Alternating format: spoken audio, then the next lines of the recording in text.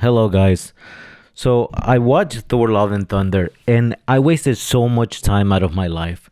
I thought that this is the reason why I don't watch Marvel films. It's not that I don't watch them, but I'm very selective nowadays. Sometimes I do it just to review or to see how things play out.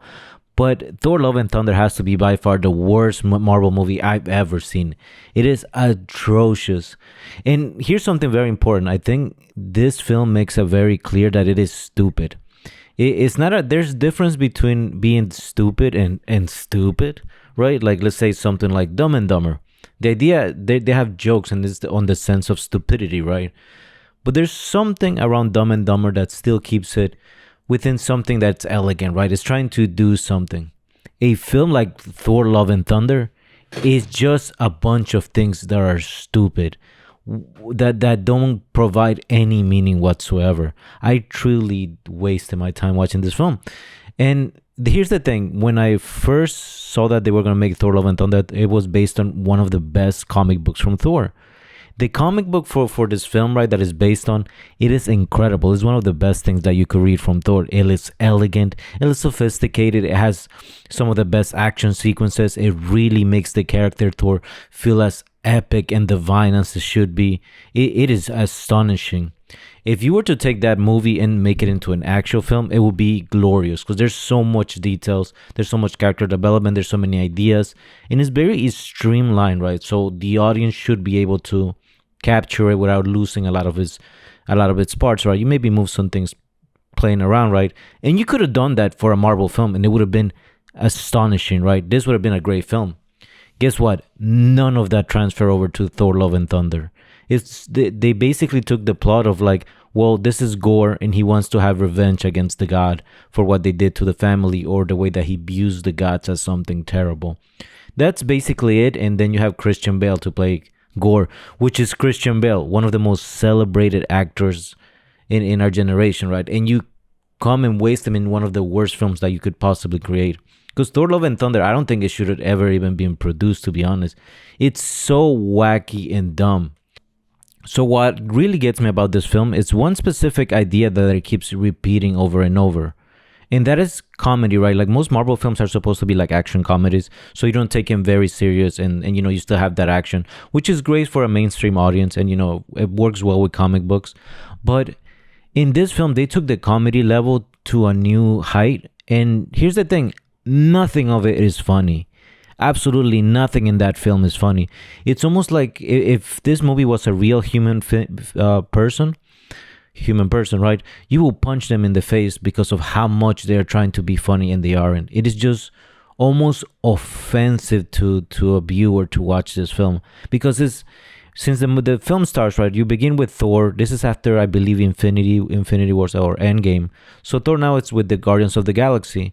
And in my mind, when I remember that part, right, that he's with the Guardians of the Galaxy, I thought you could develop a whole movie around that because it'll be sort of interesting. But in here, it almost just sets up the intro, and afterwards, the film goes and takes most of its storytelling from the comic book, right? So the Guardians of the Galaxy are not really there; they're just there for like the introduction and for some comedy. But none of that is funny. It's like jokes that you have seen 1,000 times being done over and over. There are scenes, right, where it's like, okay, I understand how this joke works and I've seen it 1,000 times and I know where it's coming and I know how you're going to deliver it. So it's like it's a joke being repeated over and over. And what's insane, it's almost like every single scene is this. For 90% of the film, I'm watching something that's trying to be excessively comedic and none of it is landing and everything feels almost like cringe and uninteresting because of how obvious the jokes are. Jokes usually have a certain cleverness to themselves, and you give them space, you give them room, and everything kind of works out. In this film, it doesn't work like that. It's almost like it's trying to deliver joke after joke after joke, so you feel something, but the only thing you feel is just like you are a dumb that you as an audience are dumb. Because that's the way that I felt when I was watching the film. It's almost like they treated me like I'm the dumbest person in the world and they're trying to tell me a joke. It was very, very offensive. The movie itself is like thrives on being stupid. Like a lot of actions of it is like it's like it never develops into something serious. While the comic had you could have a very serious tone that's filled with honesty. In this movie, it doesn't. It's almost like a. It feels like a comedy that you see in television with laugh tracks, without the laugh tracks actually. And so everything kind of just falls dead and flat. And they do this throughout every action sequence. Every action sequence that Thor is in there or any other character is just a joke. And it's a stupid joke. Another main point that is in this film is the idea that Thor is dealing with also with Natalie Portman, right? The ex-girlfriend from previous movies, which back then the movies had a very different tone, right? I think this film's changing tones to this almost super comedic level when the new director took over, Taiki.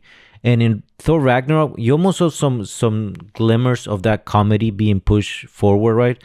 Like I felt like Ragnarok was pretty kind of bad, right? There were some scenes that were pretty good, but they had shifted the tone into something extremely comedic. And usually action comedies, they're supposed to be like that, right? But not to this extent. But now it seems like he was sort of laughing, almost like caricature of these characters. And it's crazy because this film, right, Thor: Love and Thunder, has Russell Crowe, Christian Bale, Chris Hemsworth, Natalie Portman, and everything is just a meaningless, dumb joke. It's insane to me how this film got past production. So the movie revolves around also that Jane, Natalie Portman, has cancer, right? And at one point, I really thought that we were even going to make fun of cancer, right? To even have laugh tracks or laugh or make jokes or certain comedy. But it doesn't take itself as serious either with the whole theme of cancer, which is something very strong. Because the character that Jane, Natalie Portman, portrays in this film, right? She actually becomes Mighty Thor, which is based off the comic books that happened a couple years back, right? Like 10 years, 7 years back. And this was during that era where every superhero had to have a female clone because I guess that was progressive. But instead, you ended up having a bunch of characters that were created that were, that were gender bended into and became nothingness, right? This Mighty Thor is one of those characters. But I do think that there's a bit more sophistication on this character, Mighty Thor, like the fact that it's Jane and she's dealing with cancer. So this is how she's dealing with that. That felt, it's actually kind of interesting. I cannot take away from that, right? As opposed to all of the characters that were made. But because this film doesn't take itself serious in any sort of way, there's no honesty to anything that it involves around the character, right? All that honesty and that raw emotion that comes with something like cancer, right? Something that is as existential as possible. They never touch upon any of those subjects in a way that's bigger or more interesting. It's just there, right? It's something that's going to consume her and eventually take her life. So she's trying to use the power of Mjolnir to overcome that and, survive a little longer. And in turn, she becomes part of the story in which they're trying to fight and stop Gore from killing all the gods because of revenge.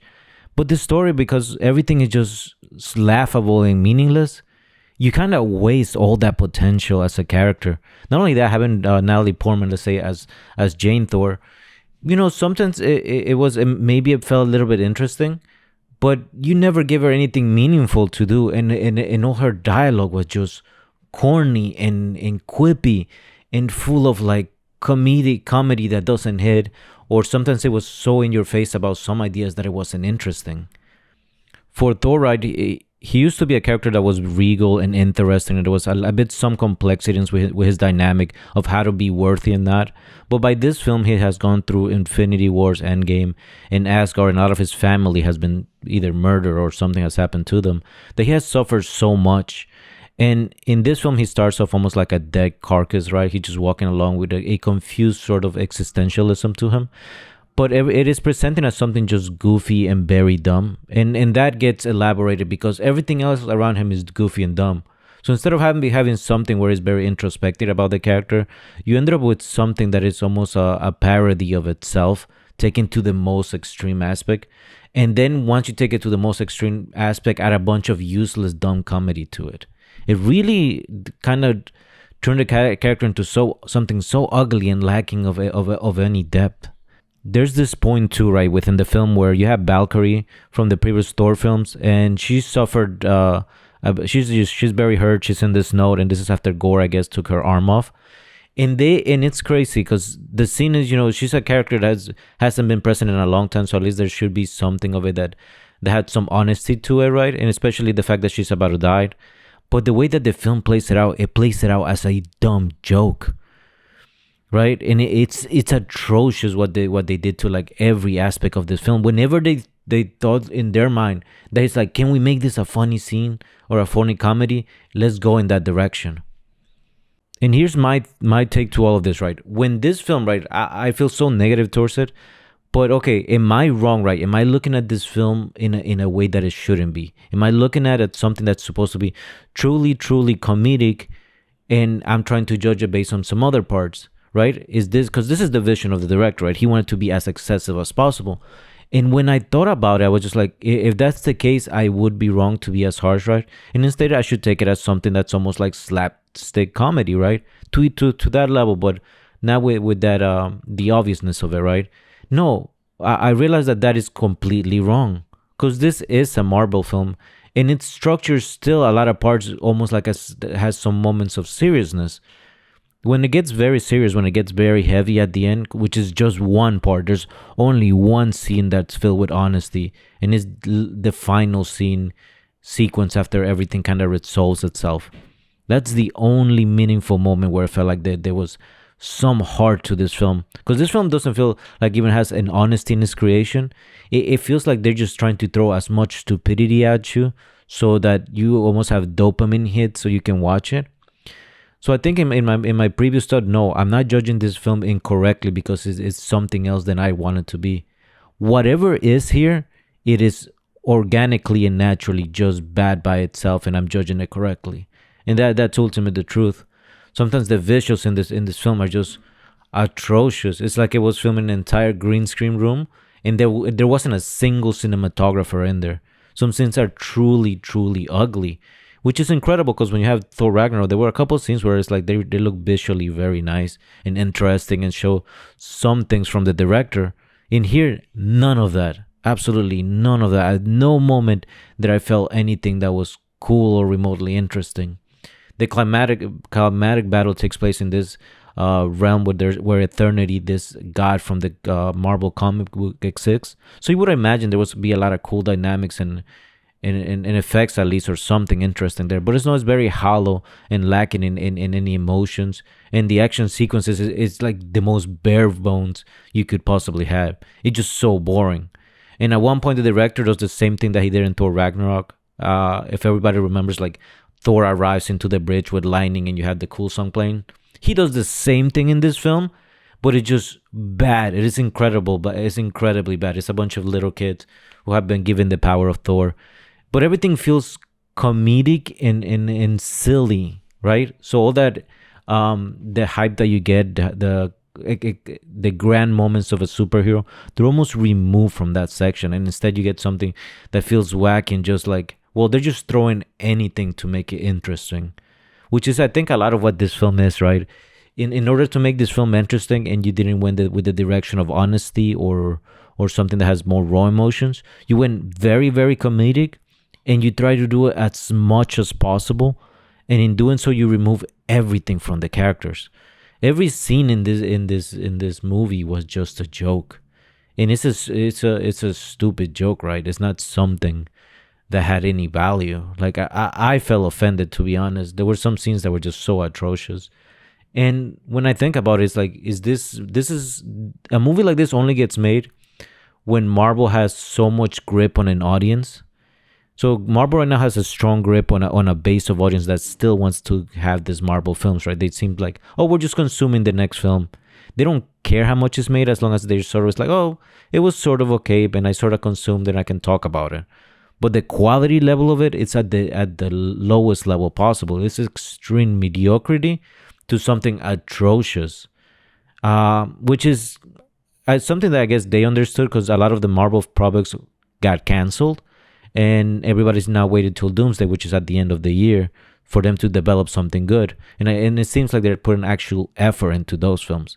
But this film is just a complete cash grab of stupidity, something that should never been made. And even the title of Thor, right? You took one of the best characters and you made it into one of the worst films out there. Like, and the director is like, after this, Taika Waititi, he's kind of gone downhill pretty bad, and he was never like really super good.